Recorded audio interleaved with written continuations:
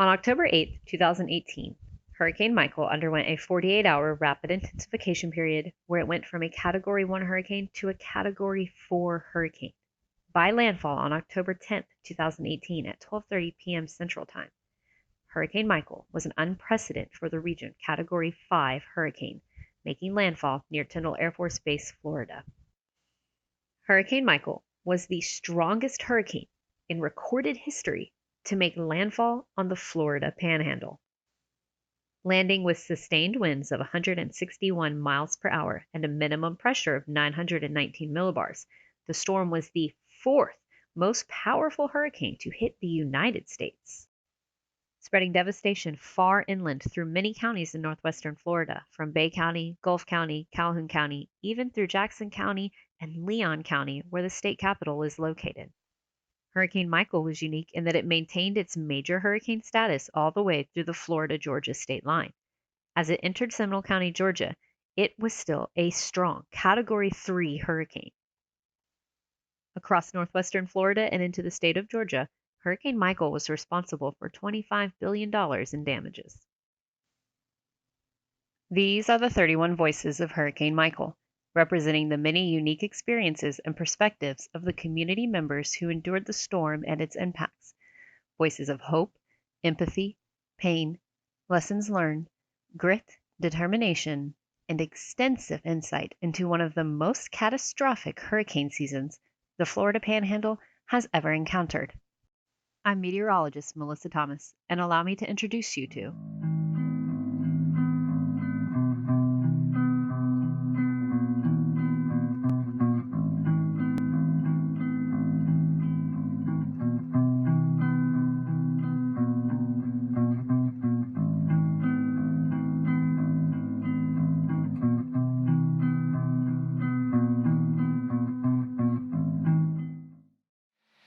I'm meteorologist Melissa Thomas with another one of the voices of the Project Hurricane Michael's Voice. Today we're speaking with Ms. Kym Rittman, who is bringing the perspective of a local physician post-Hurricane Michael, who made landfall on October 10, 2018. So we're coming up on the year anniversary. Let's get some insight from Ms. Kym on how the year has been treating her community post-Hurricane Michael. So I want to lead with Ms. Kym. How was Panama City home to you pre-Hurricane Michael? I'm a family physician. I'm married to an internist, and we moved here 10 years ago and started a private practice in Lynn Haven and brought our 4 children and opened a clinic. So, yeah. So I want to get right to it then. You're a physician. We're leading into Hurricane Michael's landfall that month of October. Were you particularly advocating for your patients to do any sort of preparation pre-Hurricane Michael? No, not really. It was very sneaky. Yeah. And it came up very fast. Yes, it did. And Lynn Haven, particularly the area that I live in, was under a mandatory evacuation because we live near the water. So even that, none of us really believed it was going to happen. Yeah. And my daughter had gotten married the Sunday before. Aww, so we had it was lovely. Absolutely beautiful day, perfect in every way. But we had about 100 family members that then we had to immediately evacuate that were planning on staying for an entire week. And everyone was really concerned, and I kept saying, look, they always veer left, they always veer right, they never come through town. I think y'all are really way more concerned about us than you need to be, but we'll take it seriously because there's too many of you, and all that. And if it weren't, if it weren't for them, I probably would have done nothing to prepare my home. But because there was family, they photographed everything. We rolled up the carpets. And you were thinking, about these things. I would not have. I would have just ignored it. But my family was super, super concerned, and so we did do all those things. And as an afterthought, my husband nailed a piece of plywood over the front door, which saved our stuff. Our house was not saved, but the things inside were blocked from water and rain. So it was a stroke of brilliance on his part. That's really cool. Hurricane Michael rolls through. How long was your practice out of commission?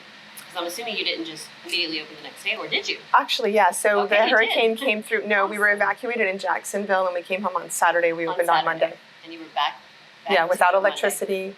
I do missionary work in Haiti. It was very much like being back in Haiti. So you have experience. Yes. That helped you. So strange, but yes.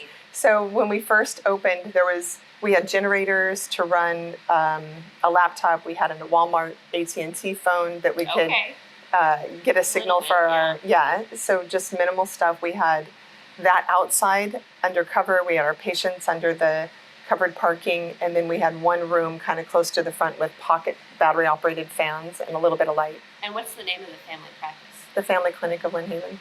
The Family Clinic of Lynn Haven was up and running Monday after the storm. Oh, in as best of fashion as it could. Monday, Tuesday. Monday, Tuesday. Yeah, that's we awesome. have incredible, our staff is very small.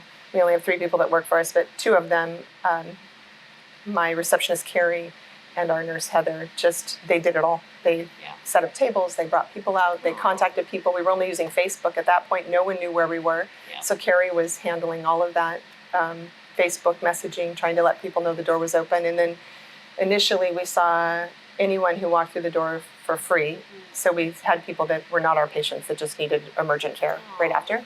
And then by the next week or 2, we kind of... And you said in that crisis zone, you were doing that for free.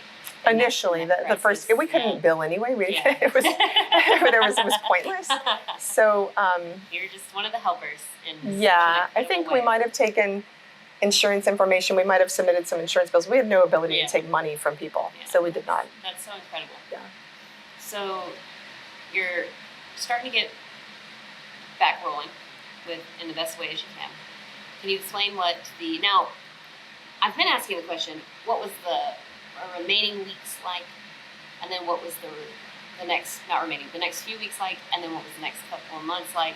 But I've noticed progress was so slow that it's the same answer initially. But in the physician's perspective of working with your patients, is it any different as far as weeks and months go? So are you talking about like their emotional health and their physical health? Or are you talking about the clinic? Whatever you observed. So you're talking about my patient, but your clinic, how it was getting rolling. So the clinic was damaged, very damaged. Yeah. So some guys from church came and hung plastic inside so that, and it rained. Every time it rained, the hall would fill with water. Yeah. I mean, it was a mess. And so then you're working on the building as you're treating patients. Totally. And then we managed to do demo probably 3 or 4 months ago. So we've had no drywall, no floors, just it's a gutted building, and we're still there, but we have electricity. And then the actual reconstruction work, we got a roof a few months back. That was lovely. But the reconstructive work actually started 2 weeks ago. Okay, so we're very on recent. The year anniversary, and you are still working on the actual physical establishment that you're working out of. Yeah, we have an actual, so the AAC was replaced because it had mold in the decking, and that's where we started, and that was 2 weeks ago. Oh, wow. Yeah. Wow. It's very, very recent. So let's pivot back to the patients. As you're rising out of Hurricane Michael the first couple of weeks. What was seeing your community like and treating them? What were your observations? So initially, there was a lot of respiratory illness physically. There still is, but it was really bad initially. There was so much mold and dust, and people were burning things. So there was all kinds of allergic and respiratory stuff. People were living in compromised homes. A lot of them still are. So there was that part. Emotionally, it's been really funny because there have definitely been stages. Yeah. Right afterwards, it's like there was this hypervigilance or this increased startle. I used to say, everyone has a trigger now, and usually it's feeling not in control. Mm-hmm. So, but when that trigger is brushed against, like you might think you're doing good, and then when that trigger flips, crazy comes out. Yeah. And so it was like road rage. It was a perfect trigger. Like someone honked, and then they would say, I'm losing my mind. Like I would go crazy on this stranger because they honked at me. One of my very sweet moms said, I was at one of my kids' sports games, and the referee made a call that was not right. And I was in the middle of the field saying words I never say before I even knew I was there. What is wrong with me? And that's the whole thing. People come in and they go, what is wrong with me? And through the interviews I've done, and speaking with my own family, anger is a recurring theme. Initially. Of, what they're very initially, early on. Anger that they have. Mm-hmm. And it was usually triggered by something that happened out of their control, that was sudden, but it would just be like this horrible, I was driving home, and I had my son, my 14-year-old son, and I was changing lanes, and that's the other thing that's so frustrating. The traffic patterns are different, Yes. right? There's a lot of strangers in town. Yeah. Every time one of those unmarked cars would come by with lights, I would want to ram them because I was convinced they put those lights on and they were faking They it. were just trying to get I was somewhere like, quicker. I'm getting a light and I'm sticking it on the minivan and I'm driving anywhere I want to go. Oh my gosh. But anyway, so I put my turn indicator on and I moved over, and the lady behind honked at me loud. And oh my gosh, I cussed her up a blue streak, and I don't cuss. And my kid was sitting next to me, and I just did. And then I was shocked, and I looked at him, and he looked at me, and he said, "Mom, I think you just lost your Christianity." Oh no! I said, "I'm pretty sure I did." Give me your Christianity card. Yes, exactly. That's just no, you're done. But that wasn't just me. That was all of us initially. There was just this place, and man, crazy came out. Yep. And that lasted months initially, a few months. And then that sort of went away. And the thing that I started hearing next was, I'm so tired. I think something's wrong with me. I'm so tired. I'm exhausted all the time. And that's still something that I get, but on the heels of that, so that was a while, and I would tell people, there is no place for me to go to know what's normal after a storm like this. Like, there's no medical manual for hurricane survival when your entire community is blown away by a Cat 5. Like, it's not out there. Like, we're just sort of, that's where we're starting from. Future project of your own. Yeah, someone would have to want to read it, and I pray nobody would ever need a book like that. Yeah, but so I've told my people, all I can do is really compare you to each other, and then when all of you have the same thing at the same time, then I think this could be a hurricane-related thing. So, people would come in initially and say, I think I have PTSD, and I would say, well, yeah, sure, that's true. But I don't mean PTSD like you're going to have this forever. Yeah. I mean, there is an emotional response to everything being upended, and that's where we're all hypervigilant. We all startle like crazy. I don't think it'll last forever. I think we're going to get better. That's where we're at right now. Yeah. And over time, we're gonna heal. And someday we're not going to look around and see everything broken. And someday it won't feel like our house and our homes and our communities are full of strange people. And those days will pass. We will get better. I want to highlight something that we were talking about just now, and you had mentioned as far as hypothetically writing a book and hoping you didn't have to, or hoping no one would ever have to want to read it. Yeah. Or they'd have to want to read it, and we were hoping they're not wanting to read it. Yeah, I don't ever want anyone to have to read a book like that. But, yeah. Something to consider is there will be more communities in this situation, as there have been before us and there have been after us. Yes. So the fact that you were struggling with the how-to aspect of what you were swimming through, I think actually a book would be great. There would be people reading it, I promise you. But book aside, do you have tips for any physicians that might be watching, have run across your video in this project? Any tips for them? Honestly, the single greatest form of medicine immediately following the hurricane was to listen. And it remains the single greatest form of medicine I can do. So initially, every single person who came in, we couldn't move on until they told their story. They had to. Yes. They had to. They needed to. And they needed to have me hear it. Yeah. And to understand the impact that it had on them. Yeah. And that was true for people who had their homes blown away. But then I had this whole other segment of my patients who would come in and say, I don't understand why I feel this way. We didn't get it that bad. I don't know that I have the right to that. Mm-hmm. And so I would tell them, I used to sit on the board for the domestic violence shelter in Missouri before we came here, and I was on it for 10 years. And I would do counseling for those women, and they always had a way of minimizing their own personal damage. They would say, well, he slapped me, but he's never punched me. Or he kicked me, but he never pulled a weapon. Yeah, so they always a way of minimizing what was being done by comparing it to the worst possible thing that could be done. Yeah. And then saying, it's not that bad. Yeah. And so what I would tell them is, in any other world, in any other time, if you came and told me or anyone else, oh my gosh, my whole roof came off one day. Yeah. Anyone around you would say, oh my goodness. Yeah. Or I lost my garage. Yeah. Oh my gosh. Yeah. That's horrible. Or I lost all my fences. Every fence I own. That's wild.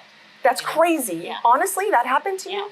And it's only in this world, post-Hurricane Michael, where you feel bad about that happening because you're comparing it to the worst possible thing that you could compare it to. And so I tell my patients, I look at Hurricane Michael as a big abusive jerk. I love it. And he came in and he did a whole lot of harm.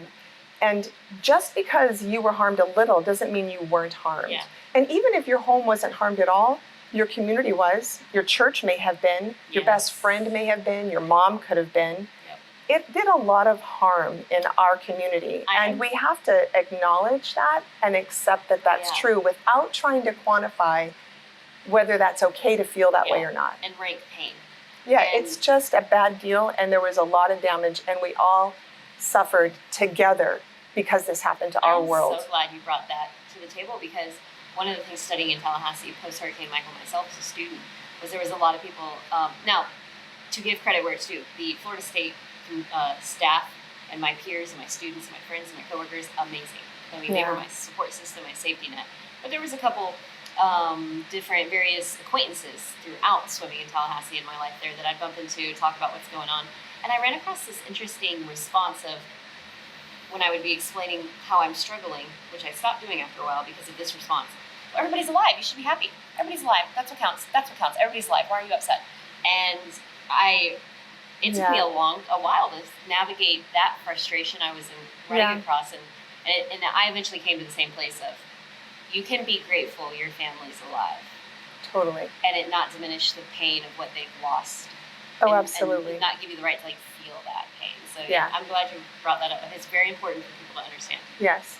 And that makes it a universal issue. So when I'm dealing with people and now they're telling me I'm tired all the time, I don't feel like doing anything, and I'm telling them, well, there's actually a hormonal reason for that. Your cortisol levels are higher because you're so stressed out, and so it's changed the way that you want to eat, and you're not sleeping very well, and whatever, it goes on and on. Yes. And then they say, but I'm really okay. And I'm like, really? Because if you live here, I don't think so. Yeah. You drive through a world that's changed. Your grocery store may not be open. The list goes on and on. And yeah. So to go back to your question, it was fatigue for a long time.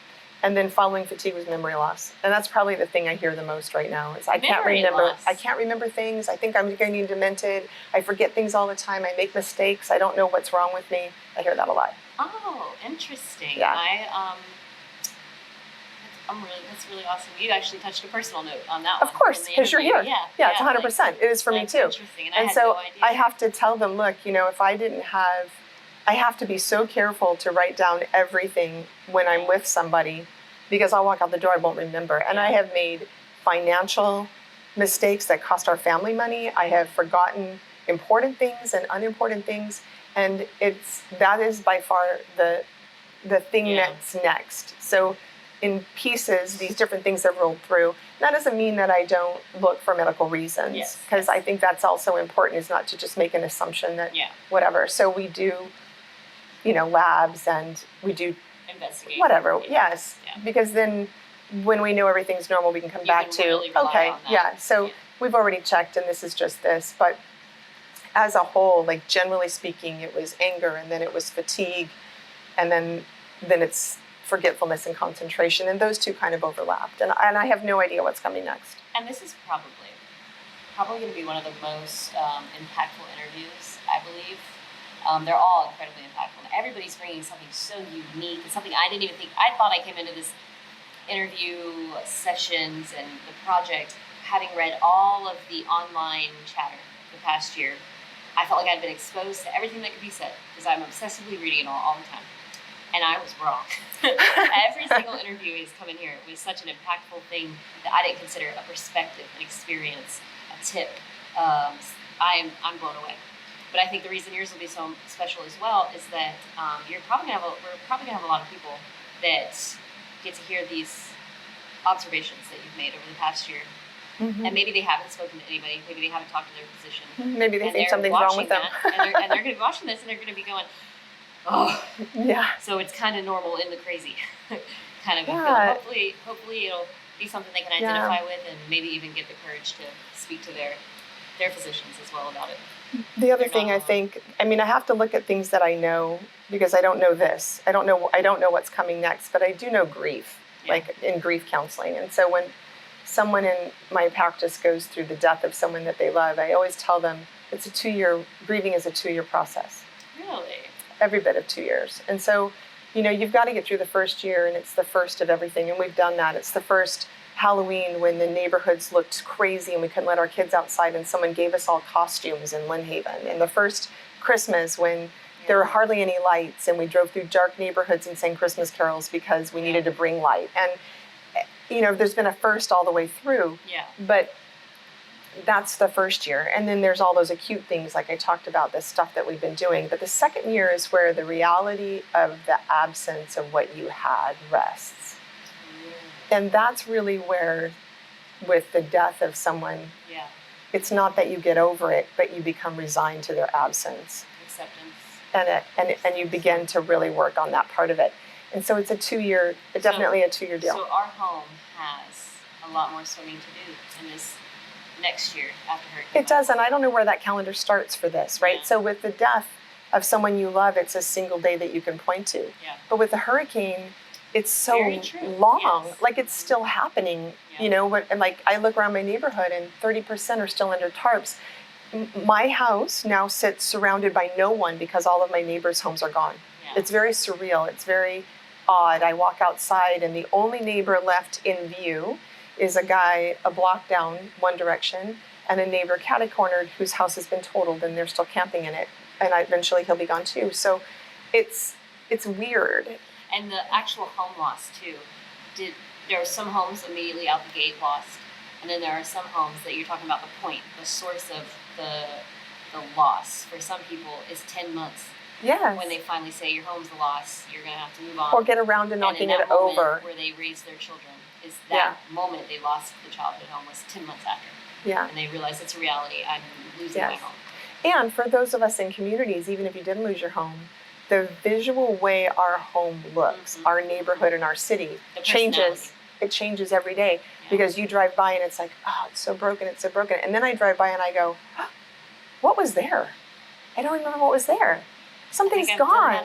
Of course, yes. Yeah. And so and it's really bothering you because it's like, that was something I drove by for 10 years. What was that? I don't even know what that was, but I just know it wasn't empty. Yeah. That happens, and it's really disconcerting. And I don't know where our calendar for recovery starts in motion. Like that's 2 years for that, but for this, I don't know. Interesting. Yeah, I don't know. Well, you mentioned at the beginning of the interview, and I wanted to wait till towards the end after we had spoke about your physician experiences. As far as the physician experiences go, before we move on, is there anything else you wanted to highlight? Anything you wanted to bring to the attention of this project? Anybody that might be watching? We've given tips to physicians.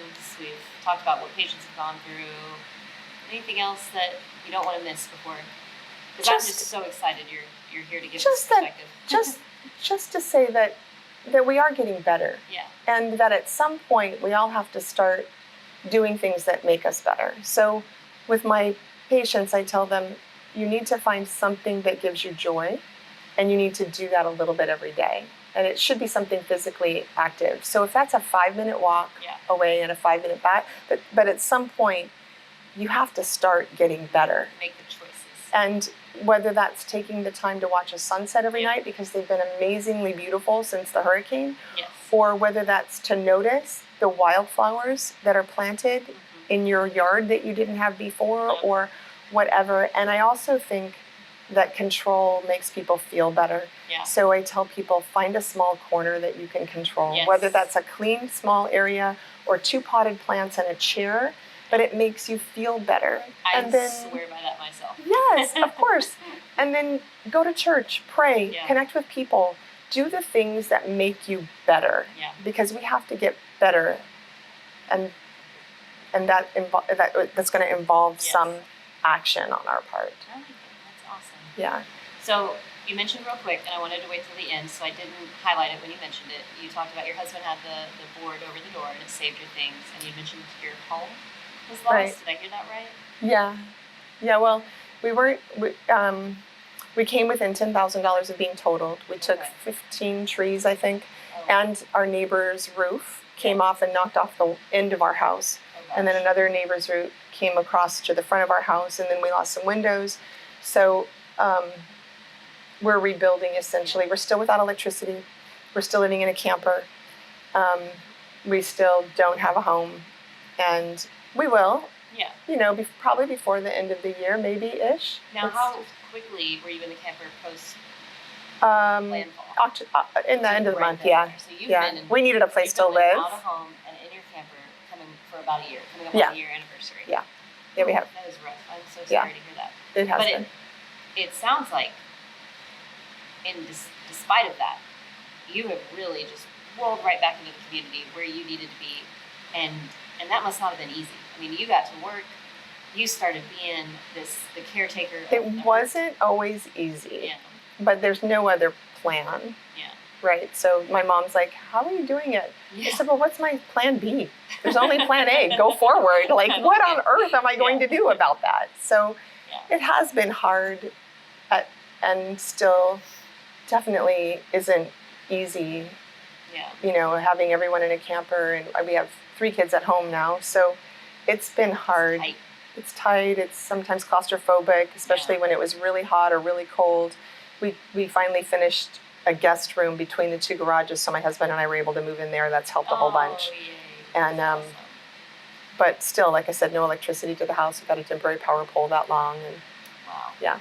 Do you have a light at the end of the tunnel? Do you have a foreseeable future of when you're going to be a little more comfortable, closer to your home, like in your home? Does your home have a date, or is it so far or so in the middle of the rebuild you Well, don't even have a timeline? Yeah, so that timeline changes. All the time. I think the contractor who, unlike most people I hear about, we have a terrific contractor. Yeah. I like to give credit where it's due.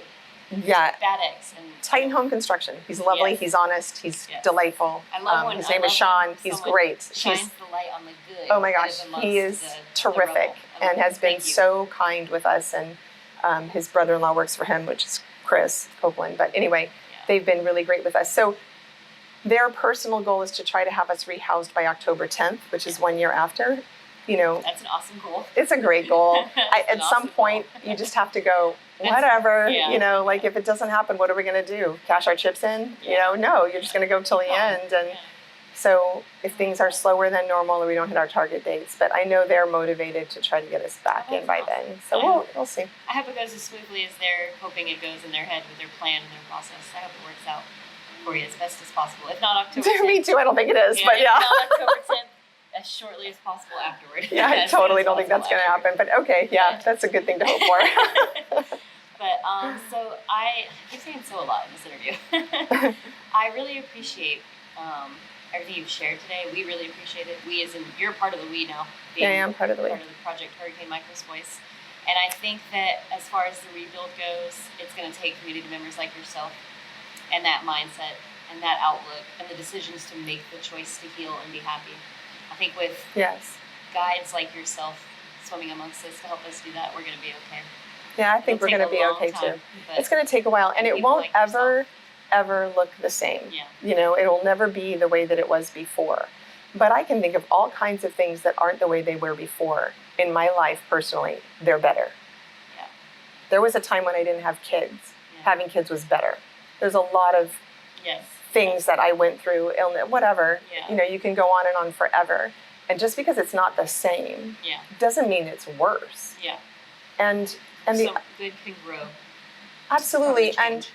and the other thing is that, you know, in any really great story, the place of greatest conflict is always the middle of the story. The resolution and the end of the story is later. True. So if we're at the place of greatest conflict, we're so in the middle of the Yeah. story. This isn't the end, it's just the middle. And it sucks as a story. It's been Yeah. dreadful so far, but I have to think it's going to have a really good Yes. ending. And one day, many years down the road, we'll be having different community events celebrating how far we've come. We And will. looking at what we have at that time. One time we were driving through town and my youngest was in the car with me and he was looking around. It was right after the hurricane and everything was destroyed then. And there were still piles of trash lining the streets, and Yeah. he was looking out the window and he just looked at me and he said really quietly, he goes, "Mama," and I said, "What?" He goes, "One day there's going to be a whole lot of new Aww. And I said, you're so right, buddy. That's awesome. One day there's going to be a whole lot of new. Well, I'm excited to see that new. And Yeah. it'll be with people such as yourself helping us get there that we will. Thank you so much. Thanks for letting me come. It was really nice. Thank you so much.